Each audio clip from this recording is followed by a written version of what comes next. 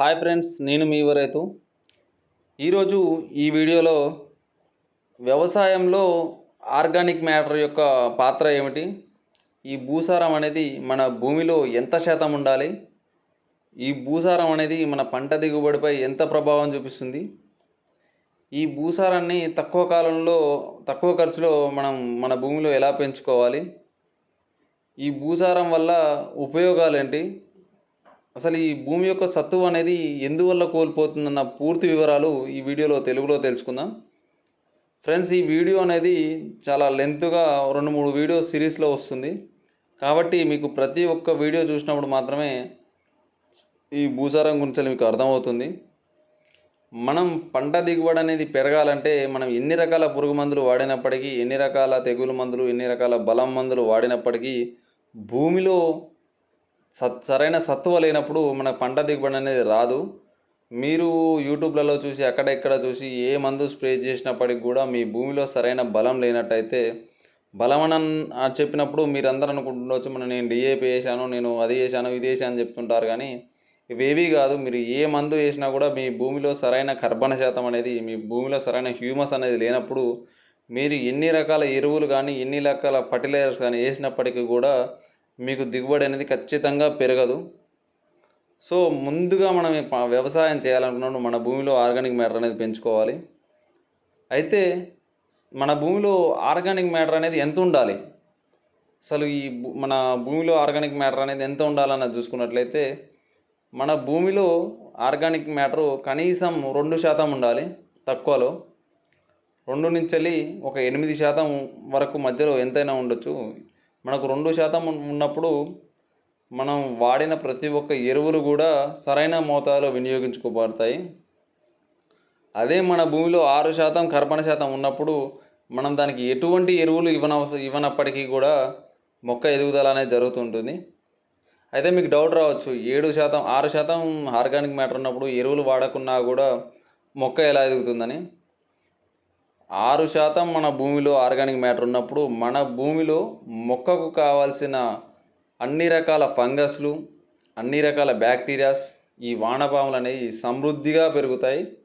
భూమిలో ఉన్న కర్బన శాతాన్ని బేస్ చేసుకొని ఇవన్నీ పెరిగి గాలి ద్వారా మనకు న్యూట్రియంట్స్ని సాలబుల్ చేసి మొక్కకు అందించడం. ఇప్పుడు potash soluble bacteria, silicon soluble bacteria, nitrogen soluble bacteria, ఇలాంటివి గాలి నుంచి పొటాష్ని ఇంకా ఈ నత్రజనిని స్థిరీకరించి మొక్కకు అందించడం. ఈ సూడోమోనాస్, ట్రైకోడర్మా లాంటి ఫంగస్లు మొక్కలో ఎటువంటి తెగులు రాకుండా కాపాడడం, మొక్కలో దృఢత్వం రావడానికి ఈ ఆర్గానిక్ మ్యాటర్ అనేది చాలా వరకు ఉపయోగపడుతుంది. అయితే ఈ భూమి యొక్క ఆర్గానిక్ మ్యాటర్ అనేది ఏ విధంగా తగ్గిపోతుందో చూసుకున్నట్లయితే, మనం రకరకాల ఫర్టిలైజర్స్ భూమిలో వేస్తుంటాం పంట పెరుగుదల కోసం.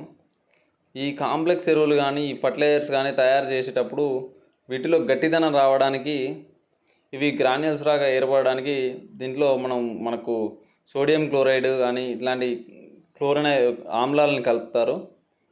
ఇవి మన ఫర్టిలైజర్స్ కలిపినప్పుడు ఈ నత్రజని అనేది మొక్క వినియోగించుకుంటుంది, కొంత భాగం లీచ్ అవుట్ అయిపోతుంది, భూమి లోపలికి ఇంకిపోతుంది.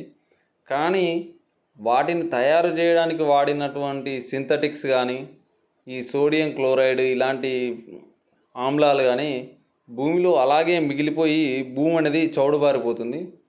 మెల్లమెల్లగా భూమి చౌడుబారిపోయి భూమి తన సత్తువను కోల్పోయి నిస్సారంగా మారిపోతుంది. అయితే ఈ నిస్సారంగా మారిపోయిన భూమిని మళ్ళా మనం పునర్జీవింపజేయాలంటే దానికి ఖచ్చితంగా మనం దానిలో భూసారాన్ని పెంచవలసి ఉంటుంది. ఈ ఎసిడిక్ మ్యాటర్ అనేది భూమిలో తగ్గించి మనం భూసారాన్ని పెంచుకున్నట్లయితే మన పంట దిగుబడి అనేది ఆటోమేటిక్గా పెరుగుతుంది. అయితే మనకు చిన్న డౌట్ రావచ్చు ఇక్కడ, ఈ భూసారం పెంచడం అనేది ఈ ఎసిడిక్ మ్యాటర్ని మనం ఏ విధంగా తీసేయగలమా లేదా అన్న డౌట్ రావచ్చు. ఖచ్చితంగా తీసేయచ్చు. మన భూమిలో ఈ ఆర్గానిక్ కార్బన్ అనేది పెరిగినప్పుడు ఖచ్చితంగా మనం భూమిని మళ్ళా రికవరీ చేయొచ్చు. నా తరువాతి వీడియోస్లో నేను ఖచ్చితంగా అతి సులువైన పద్ధతిలో భూసారాన్ని ఎలా పెంచుకోవాలన్న వీడియోస్ ఖచ్చితంగా చేస్తాను. ఫస్ట్గా మనలో ఆర్గానిక్ మ్యాటర్ అంటే ఏమైనా పశువుల ఎరువు మాత్రమే అనుకుంటారు. పశువుల ఎరువు వలన మన భూమి యొక్క ఆర్గానిక్ మ్యాటర్ గరిష్టంగా 3 వరకు పెరుగుతుంది, అంతకు మించి పెరగదు. కేవలం పశువుల ఎరువు ఒక్కటే కాదు, భూమికి అతి తక్కువ ఖర్చులో భూసారాన్ని పెంచేదంటే ఏకైక పద్ధతి వచ్చేసి పచ్చిరొట్ట.